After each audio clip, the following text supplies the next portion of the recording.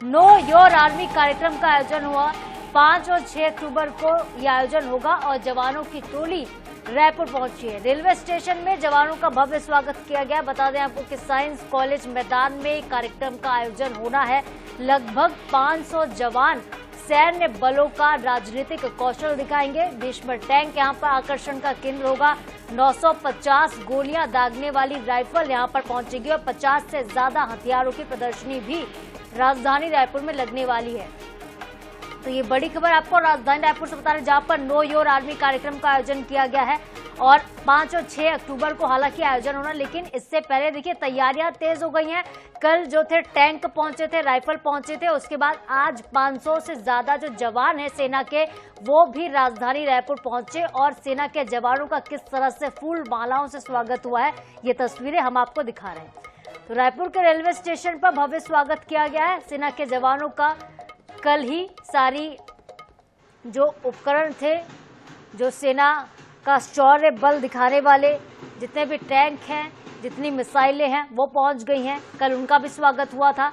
रायपुर के science college मैदान में 5 और 6 अक्टूबर को नो योर आर्मी का कार्यक्रम आयोजित होगा ताकि आप अपने सेना को जान सके, अपनी सेना के जवानों के शौर्य बल और साहस को समझ सके। किस तरह से सेना के जवान सरहद पर लड़ते हैं, किन किन मिसाइलों का इस्तेमाल वहां पर किया जाता है, कौन कौन से ऐसे हथियार हैं जिनका इस्तेमाल सेना के जो जवान हैं वो करते हैं, इन सभी हथियारों की प्रदर्शनी भी राजधानी रायपुर में लगने वाली है। तो सेना को अगर आप समझना चाहते हैं तो ये आपके लिए बहुत बेहतर मौका है। राजधानी रायपुर में 2 दिवसीय ये कार्यक्रम होगा। 5 और 6 अक्टूबर को सैन्य प्रदर्शनी लगेगी। नो योर आर्मी इस कार्यक्रम का नाम है और जैसे ही जवान जो है सेना के वो राजधानी रायपुर के एयरपोर्ट पर पहुंचे, किस तरह से उनका भव्य स्वागत हुआ ये तस्वीर आप देखिए।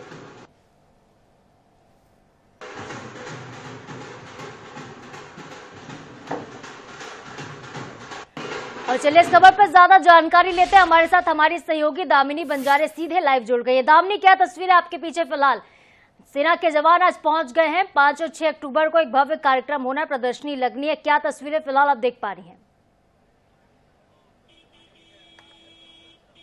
देखिए, आपको बता दें कि भव्य कार्यक्रम जो है वो 5 और 6 अक्टूबर को होना है और ऐसे में भारतीय सेना के जवानों के पहुंचने का सिलसिला जो है वो जारी है। अगर हम बात करते हैं इस वक्त जहां पे हम मौजूद हैं, आप देख सकते हैं ये बस है जिसमें तमाम जो अलग अलग राज्यों में और अलग अलग जिलों से आए जो जवान हैं वो यहाँ पर हमारे साथ हैं और ऐसे में अलग अलग जगहों में सरहदों में जो है वो पोस्टेड रहते हैं और ऐसे में इनका क्या अनुभव होता है, सबसे पहले तो हम चर्चा करेंगे क्योंकि छत्तीसगढ़ के लिए भी खास है यह कार्यक्रम, क्योंकि छत्तीसगढ़ में पहली दफा यह कार्यक्रम हो रहा था। ऐसे में कितना खास इनके लिए है, सीधा चर्चा करते हैं। सर, आप लोग आए हुए हैं, कितना खास यह कार्यक्रम आप लोग के लिए माना जा रहा है? अभी रायपुर के दौर आप लोग करेंगे, कितना खास?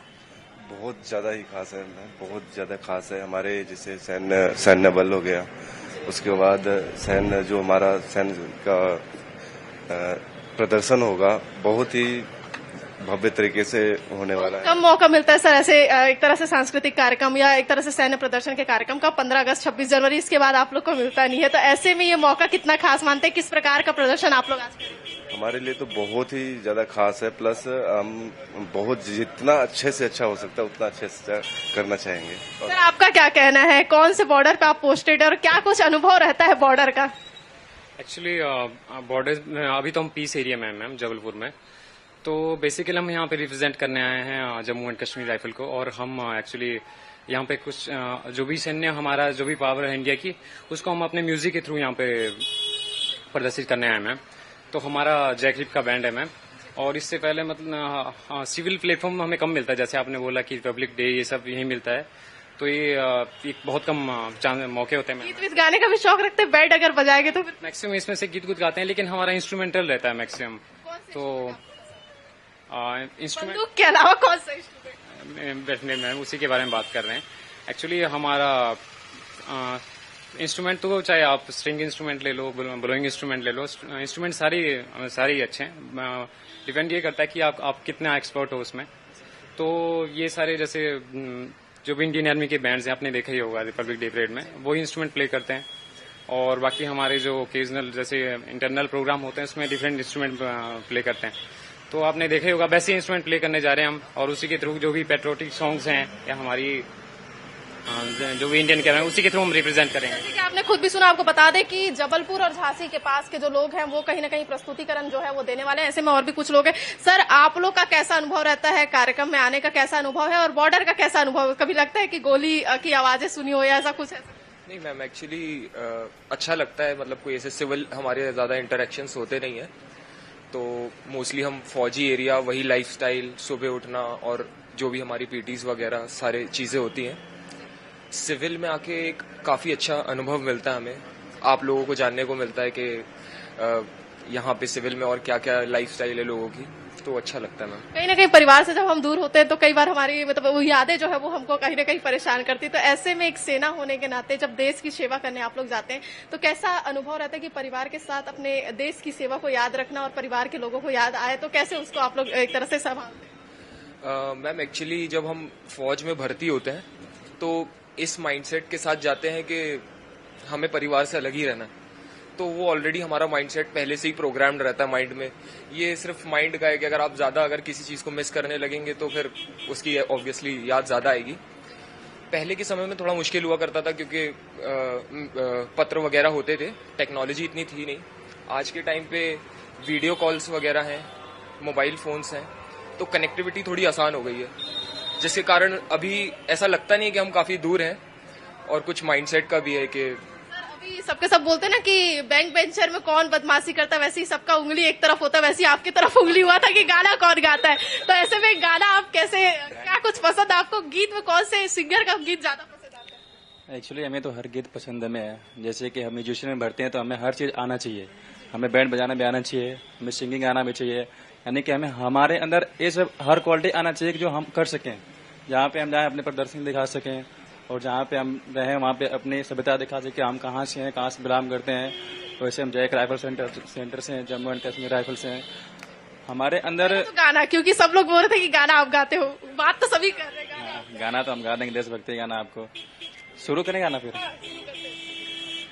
मेरा रंग दे बसंती चोला, मेरा रंग दे, ओ मेरा रंग दे बसंती चोला, ओए रंग दे बसंती चोला, माए रंग दे बसंती चोला, ओ मेरा रंग दे बसंती चोला, ओए रंग दे, ओ मेरा रंग दे बसंती चोला, ओए रंग दे बसंती चोला, माए रंग दे बसंती चोला।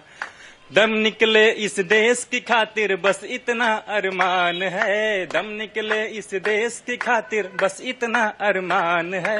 एक बार इस राह में मरना 100 जन्मों के समान है।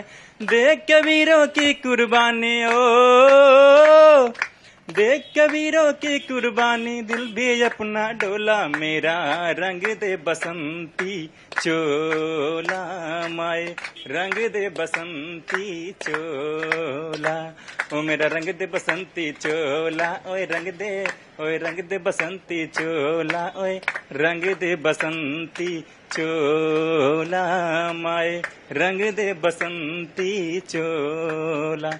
जैसे कि साधना, आपने खुद भी सुना किस प्रकार से कहीं ना कहीं जवानों का जो एक तरह से उत्साह है वो रायपुर आने के बाद दिख रहा है। और 5 और 6 तारीख का जो दिन होगा वो बेहद ही खास होगा, क्योंकि इनके द्वारा कई अनोखी जो चीजें हैं वो जो है जनता के बीच में दिखाई जाएगी। बिल्कुल दामिनी, यहाँ पे जवानों का जो जोश है बिल्कुल हाई दिखाई देता है। बहुत बहुत शुक्रिया दामिनी हमारे साथ जुड़ने के लिए, तमाम तस्वीरें हम तक पहुँचाने के लिए।